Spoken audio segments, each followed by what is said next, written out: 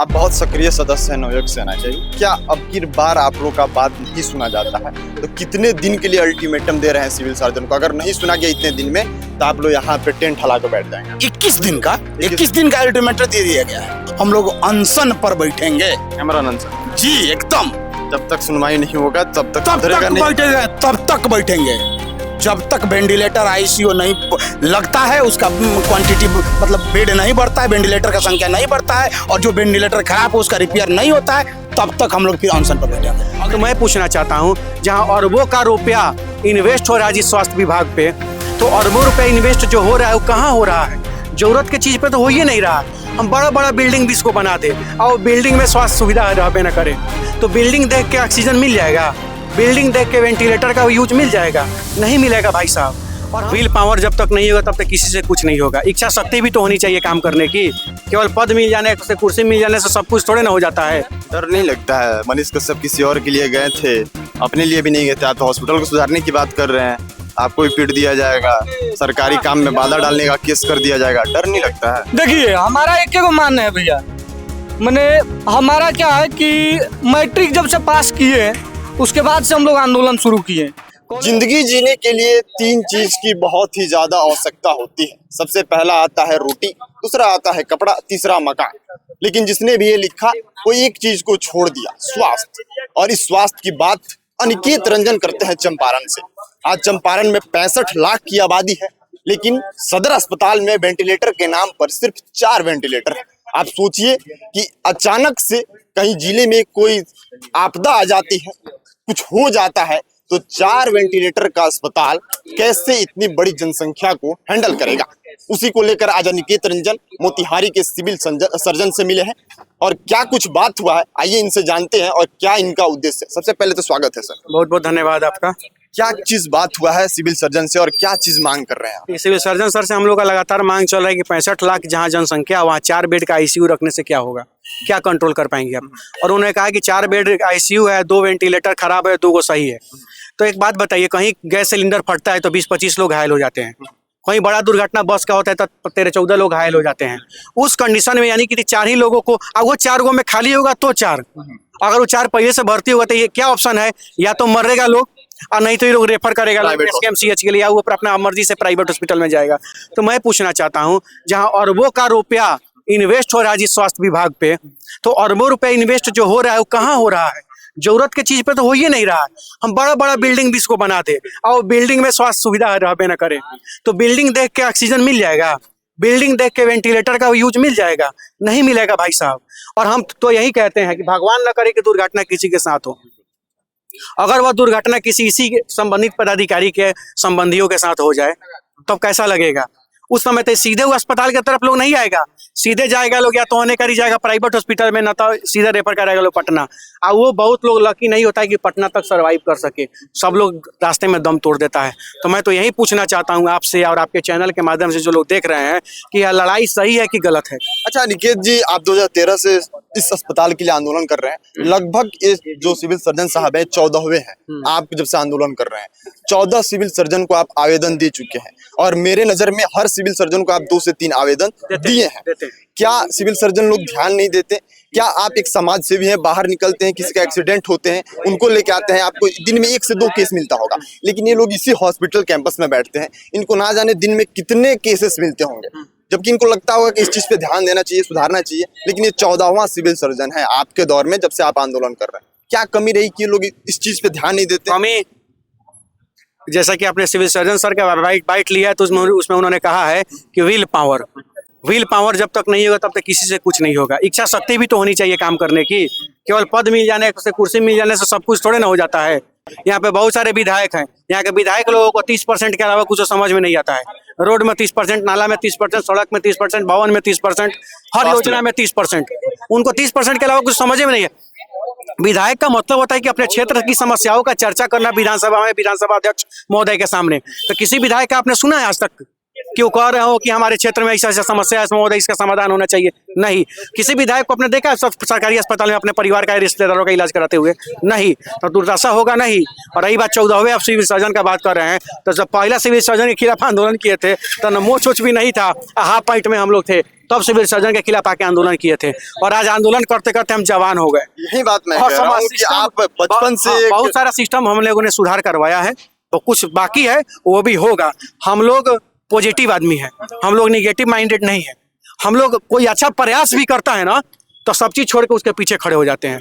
तो civil surgeon अच्छा प्रयास तो करे, कोई आंदोलन नहीं करेंगे हम उनके पीछे खड़ा होकर के उनका सहयोग करेंगे, उनका समर्थन करेंगे, लेकिन प्रयास होना चाहिए, सकारात्मक प्रयास होना चाहिए, तब सकारात्मक समर्थन के लिए हम तैयार हैं। और नहीं तो कोई भी अगर थोड़ा सा भी पॉलिटिक्स इसमें घुसाएगा तो भाई सबसे बड़ी की चीज़ है कि आंदोलन तो होगा। ये चंपारण का धरती है, यहाँ आंदोलन सत्याग्रह क्रांति सीखना नहीं जाना है कहीं, ये पेटे से लेके पैदा होते हैं हम लोग।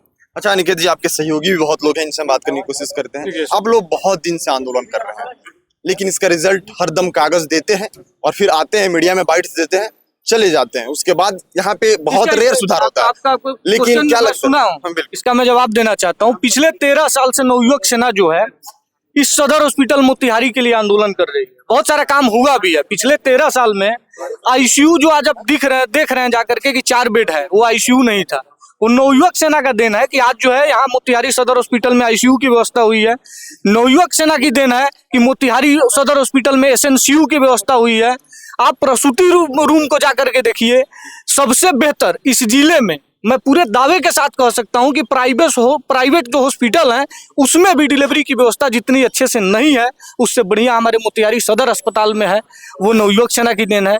आज जो आप जाइएगा हॉस्पिटल में तो हॉस्पिटल का फर्श जो है आपको चमचमाता हुआ मिलेगा। पहले जगह जगह दाग और धब्बे मिलते थे, उसके लिए नवयुवक सेना ने आवाज उठाया था। आज वो साफ सुथरा परिसर आपको मिलेगा, वो नवयुवक सेना की देन है। यहाँ पे अल्ट्रासाउंड नहीं होता था, आप इस चीज को जा करके देखिएगा, उसका ताला तोड़ करके हम लोग बैठे हैं और खोल करके वो जो है लैब में हम लोग जा करके धरना देने का कार्य किए थे। आज अल्ट्रासाउंड की व्यवस्था हो रही है। तो धीरे धीरे काफी जो है बिंदुओं पे काफी जो है चीजों पे सुधार हुई है। डर नहीं लगता है? मनीष कश्यप किसी और के लिए गए थे, अपने लिए भी नहीं गए थे। आप तो हॉस्पिटल को सुधारने की बात कर रहे हैं, आपको भी पीट दिया जाएगा, सरकारी काम में बाधा डालने का केस कर दिया जाएगा, डर नहीं लगता है? देखिए हमारा एक ही मानना है भैया, मैंने हमारा क्या है कि मैट्रिक जब से पास किए उसके बाद से हम लोग आंदोलन शुरू किए, कॉलेज का घेराव किए, डीएम ऑफिस में, आज तक मोतिहारी डीएम ऑफिस में 2 बार हम लोगों ने ताला मारने का कार्य किया है।